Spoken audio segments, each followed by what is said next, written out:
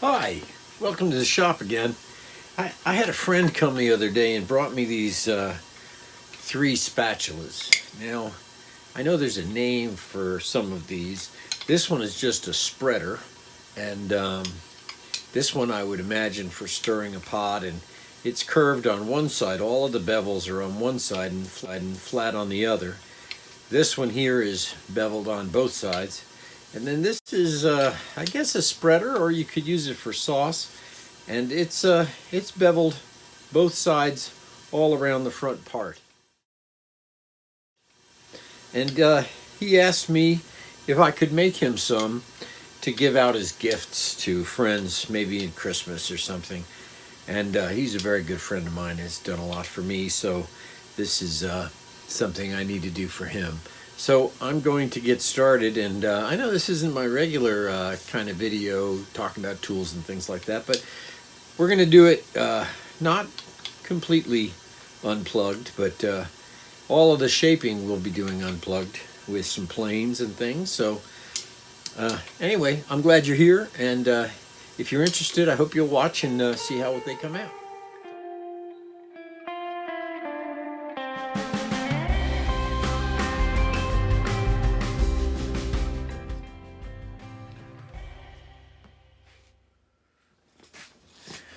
Put this wedge under here to keep it from vibrating while I plane it. So I've got the spoon on this 3/4 board, and then this just comes up to keep it from flopping as I plane down that one side. And then of course I'll do the same thing on the other when I flip it over. But basically I'm just tapering it down into it and feeling this thickness. There's no set thickness that I'm going for. I just want it tapered to the middle because it's just a spreader.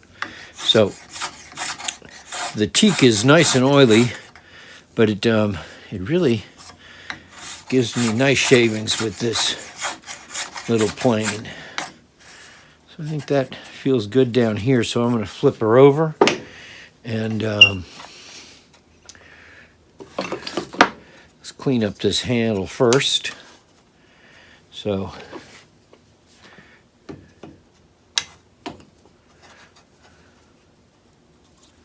here we go. Come in, and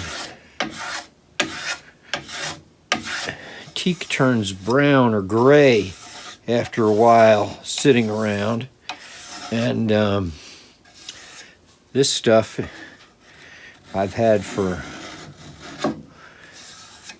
probably since the early 80s, left over from a boat company down in Wilmington called West Sail, and so it's been out for a while and turned fairly gray. That's all I want to do is take that top surface off. There you can see how gray it turns. You can see the difference between where I've planed it and not. So now we'll get this side a little bit. Take that stuff off.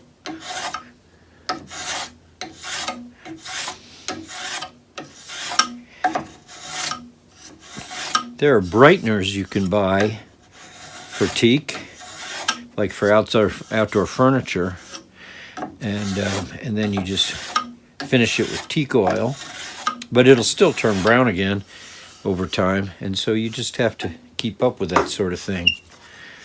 Now let's turn her around. I have that little area there I need to get cleaned up.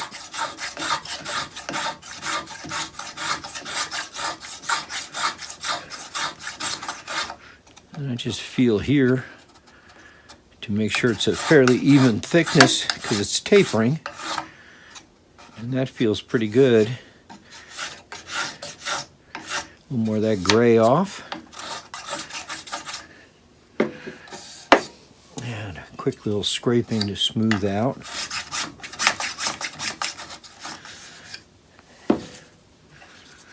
There's another one done. One more to do.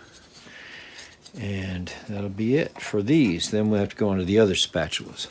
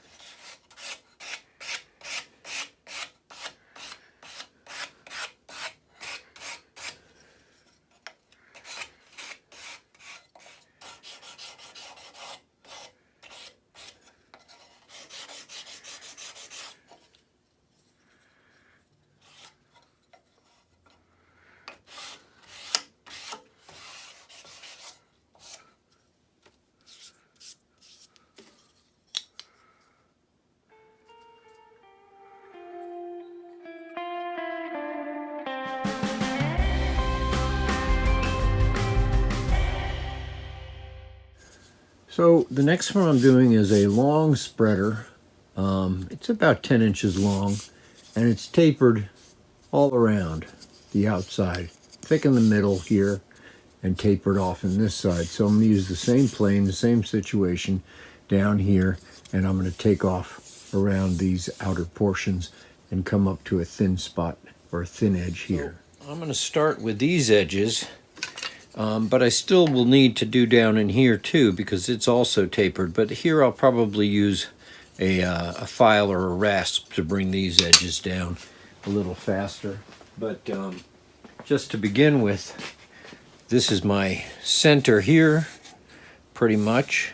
And I want to keep that fat. And so I'll taper from this line out this way using the same plane. And I want to go to a middle section. So I can put a line there, or I can estimate it. You know, this is not fine furniture. This is just another spatula. So I have to say these lines do help because they let you know the angle of your plane to keep it at, so that you don't just do from here out. Because you really want to bevel from that point all the way out. So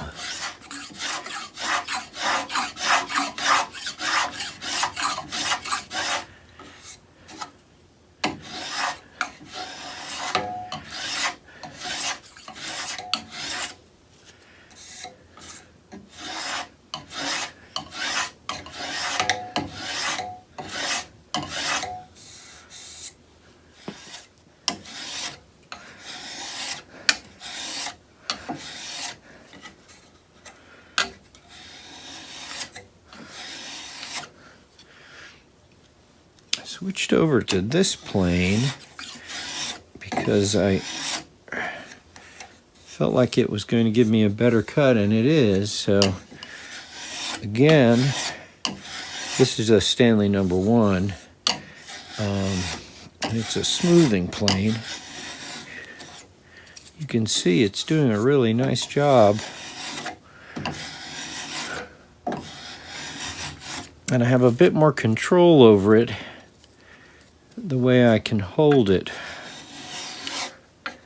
So I think this is what I'm going to use on all of these spatulas. It really gives me a nice control over that length, not going in and out and not wobbling.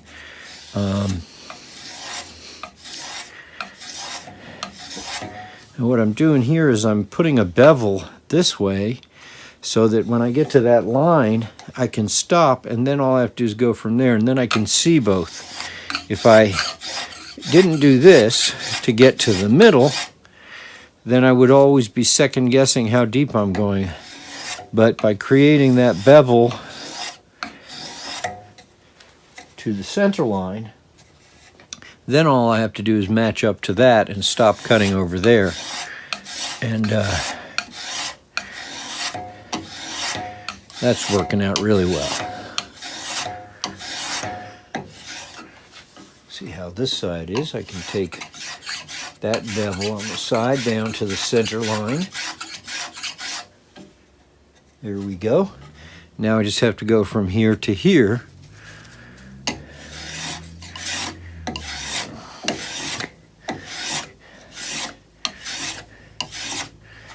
And that's nice. And now I have to just round off that end.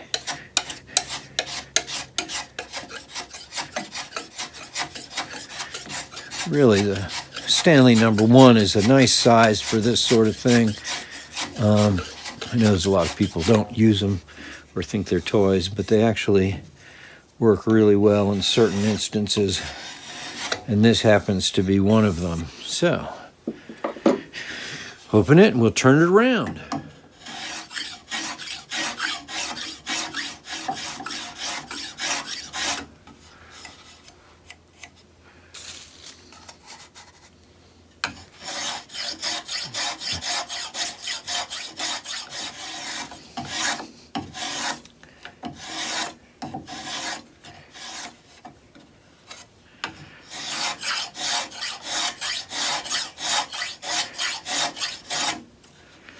Here you can see the bevel here to this middle part, and now I'll take off that high spot, so I'll turn my plane in a little bit from this to this.